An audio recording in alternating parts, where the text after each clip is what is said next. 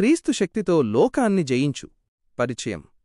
ప్రియమైన సోదరీ సోదరులారా, ఈరోజు మన జీవిత ప్రయాణంలో ఎదురయ్యే సవాళ్లను ఎలా అధిగమించాలో మరియు ఉన్నతమైన స్థితిని ఎలా చేరుకోవాలో ధ్యానించుకుందాం.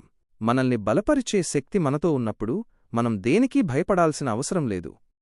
1. శ్రమలే విజయానికి మెట్లు. ఈ లోకంలో మనం ఒక ఉన్నతమైన లక్ష్యం కోసం జీవిస్తున్నప్పుడు శోధనలు, కష్టాలు రావడం సహజం. అయితే ఈ శ్రమలు మనల్ని కృంగదీయడానికి కాదు, మనల్ని పదును పెట్టడానికి వస్తాయి. పరలోక సంబంధమైన గొప్ప భాగ్యాన్ని అందుకోవాలంటే ఈ లోకంలో ఎదురయ్యే చిన్నపాటి కష్టాలను మనం చిరునవ్వుతో భరించాలి.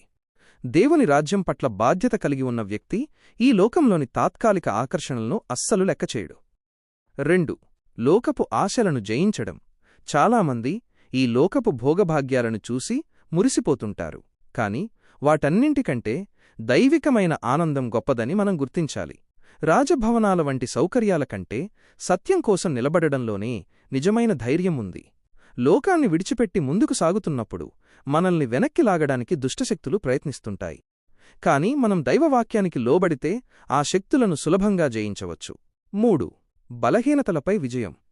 మనం ఆధ్యాత్మికంగా ఎదిగిన తర్వాత కూడా ధనాపేక్ష లేదా శరీర బలహీనతలు మనల్ని వెంటాడుతూనే ఉండవచ్చు.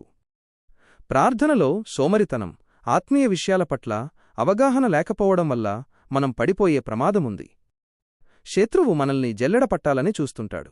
మనం అప్రమత్తంగా లేకపోతే తెలియకుండానే లోకపు ఉచ్చులో చిక్కుకుపోతాము.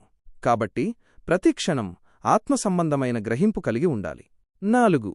పవిత్రత మరియు ప్రార్థన. ఒక్కసారి మనం పరిశుద్ధపరచబడిన తర్వాత మన ప్రవర్తన చాలా జాగ్రత్తగా ఉండాలి. ఒక చిన్న అజాగ్రత్త మనల్ని పతనానికి దారితీయవచ్చు. మెలకువగా ఉండి ప్రార్థన చేసే వ్యక్తిని ఏ శక్తీ బంధించలేదు. మన స్వంత బలంతో మనం ఏమీ చేయలేము, కాని ఆయన ఇచ్చే పునరుత్థాన శక్తి ద్వారా మనం అసాధ్యాలను సుసాధ్యం చేయవచ్చు. ముగింపు. నేను జయించే వ్యక్తిగా ఉండాలి అని మీరు మనస్ఫూర్తిగా కోరుకుంటున్నారా? అయితే మిమ్మల్ని ఉన్నత శిఖరాలకు తీసుకెళ్లడానికి దేవుడు సిద్ధంగా ఉన్నాడు. లోకపు జల్లెడలో పడిపోకుండా ఆయన రక్తంతో కడగబడిన పవిత్రతను కాపాడుకుంటూ ప్రార్థనలో గడపండి. ఆ శక్తి మిమ్మల్ని నిలబెడుతుంది, నడిపిస్తుంది మరియు విజేతలుగా మారుస్తుంది.